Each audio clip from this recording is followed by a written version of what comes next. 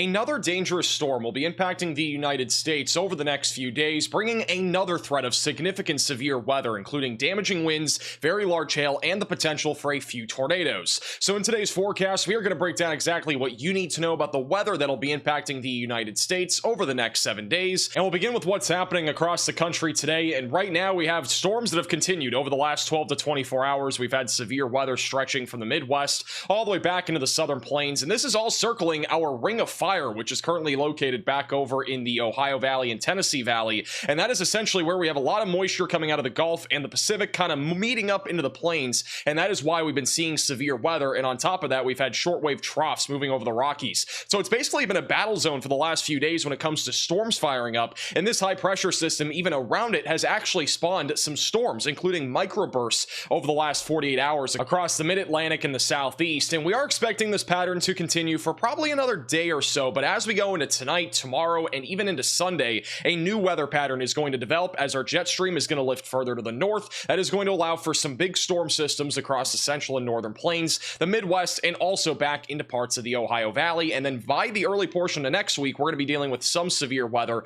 up and down the East Coast once again. And just a brief recap from yesterday, we had another big day of severe weather. It wasn't nearly as big as what we saw a couple of days ago, but we did end up having over 200 wind damage reports across areas like the Midwest, all the way even into Kansas City, where we had damaging winds as high as 70 miles per hour, in addition to a big swath of reports from Florida all the way back into Pennsylvania. We ended up having 4 different tornado reports. There were likely about 3 or 4 tornadoes yesterday, most of which were on the brief side of things, one of which was actually on the ground for several minutes back over near Albert Lee, Minnesota. But overall, it was not as big of a day as what it could have been. I do think today, though, could be a big day across areas like the northern plains. Now let's talk more about the severe weather potential for the next few days, beginning with today, which is Friday. And we have 2 different slight risks of severe weather in place. We got one across the Dakotas and Nebraska and even western Minnesota, and another one actually back over in eastern Michigan, and then a large marginal threat that encompasses almost all of the East Coast, excluding the coastline basically. So anywhere inland away from the East Coast is included in this marginal threat of severe weather.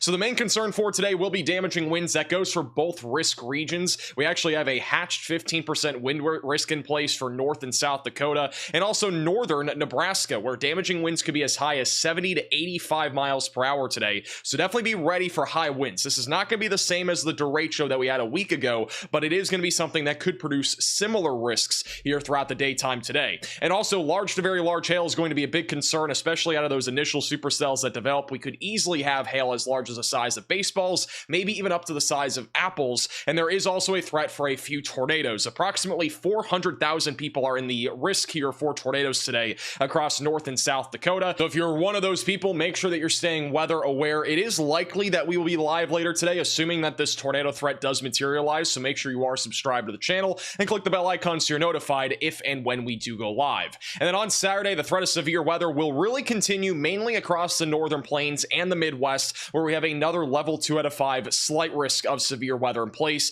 I do want to point out that this is still something that could get upgraded in future outlooks. I do have some, at least high confidence personally, that we are going to see some big hail and wind events happen back over around and just to the west there, Minneapolis, throughout the late afternoon and early evening. But nonetheless, we are looking at least some scattered severe weather on Saturday, with damaging winds, large hail, and an isolated tornado or 2 being a possibility. We also have a marginal threat back over in the mid-Atlantic and the Northeast, where sporadic damaging winds are a possibility. So right now, there's no hatched area for wind or hail, even though I think that could change in future outlooks around and just to the west there of the Twin Cities. And this is one of the rare times that I actually completely disagree with our tornado threat on Saturday. Assuming that we get storms that fire off to the west of Minneapolis, I do think there's a chance for at least a couple of tornadoes. We do have a lot of wind shear in this environment. It will come down to storm mode, just like the last couple of days have as well. But I do think we'll at least see an extension to this 2% tornado risk to include areas like the Twin Cities, back into southwestern Minnesota as well. Wouldn't even rule out a 5% tornado risk in a future outlook as well. So definitely something that we need to keep a very close eye on for Saturday. And then as we go into Sunday, the threat of severe weather will continue across the Midwest, back into the central plains, where scattered damaging winds, hail, and an isolated tornado will be a possibility.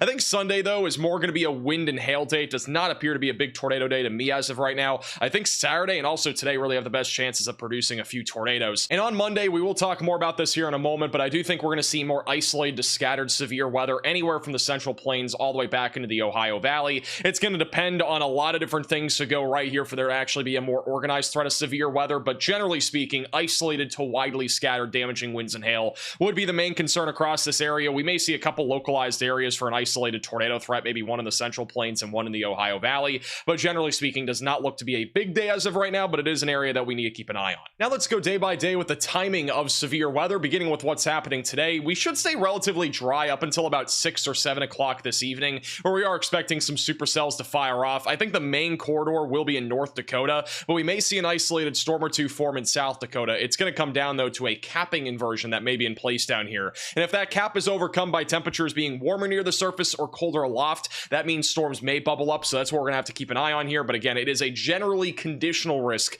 in South Dakota for this afternoon and evening. By around 8 to 9 o'clock, the supercells will continue to push east with very large hail, damaging winds, and a low tornado risk, and then by 10 to 11 o'clock we should see a large cluster of storms congeal across eastern North Dakota. And though that this is not a major derecho or anything like that, it will still produce the potential for numerous damaging winds and even maybe an embedded tornado or two as that goes towards Fargo and Grand Forks in North Dakota. And then eventually into the overnight hours, that line of storms will start to move into Minnesota. It might make its way to the Twin Cities by early Saturday morning, but I think overall the severe weather threat will be much lower. Isolated damaging winds would still be the main concern if this is still severe by that point. And on top of the severe weather that's going to be happening back over in the northern plains today, we are going to have a few severe storms back over in Michigan later this afternoon by around 3 to 4 o'clock, with damaging winds being the main concern out of any storms that form. I wouldn't be surprised at a very low-end brief tornado threat, but it will be a very, very low threat. Not really something that's going to be encompassing a very large area in the thumb of Michigan, and then eventually those storms will move into Ontario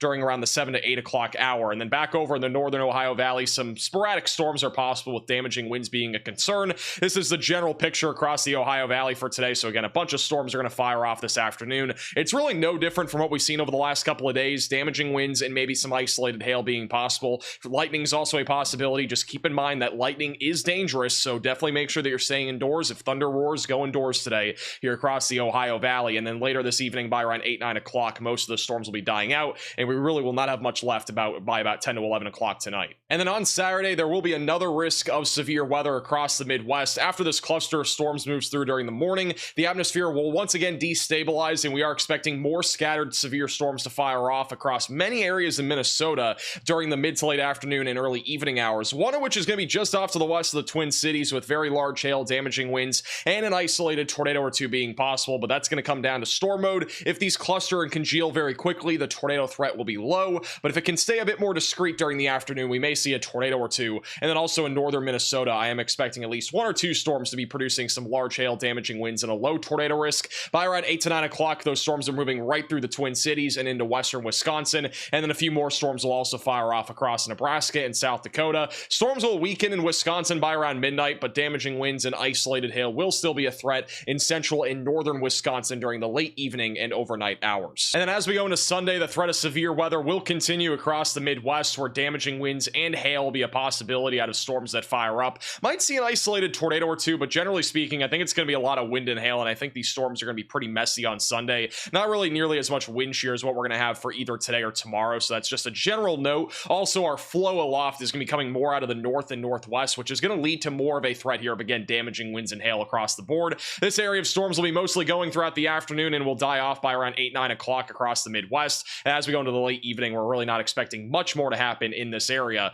Back over in the Central Plains, a bunch of storms will fire off right around 3, 4 o'clock, with damaging winds and hail being a possibility. Tornado threat, generally speaking, again, very low across the Central Plains, but not zero. And then during the about 8, 9 o'clock time frame, those storms will start to move to the south across Kansas, where damaging winds may continue, and we may even see storms go as far south as Oklahoma as we go into early Monday. But overall, the threat of severe weather will be low by that point. And then beyond Sunday, we are expecting the severe weather trend to continue as we go into Monday, but overall, the severe weather on Monday will just be isolated to scattered from the Central Plains back into the Ohio Valley. I think our main corridor will be in the Ohio Valley with damaging winds, hail, and a low tornado risk existing. And then as we go into Tuesday and Wednesday, things really start to quiet down. I think right before the 4th of July, we are looking at a much quieter weather pattern. I know I don't use that word very much, but I do think it is going to be quieter during the middle of next week. Not really expecting many organized threats of severe weather to take place. I think the next chance after Monday of a potential live stream would probably be by Friday or Saturday, so around or just after the 4th of July.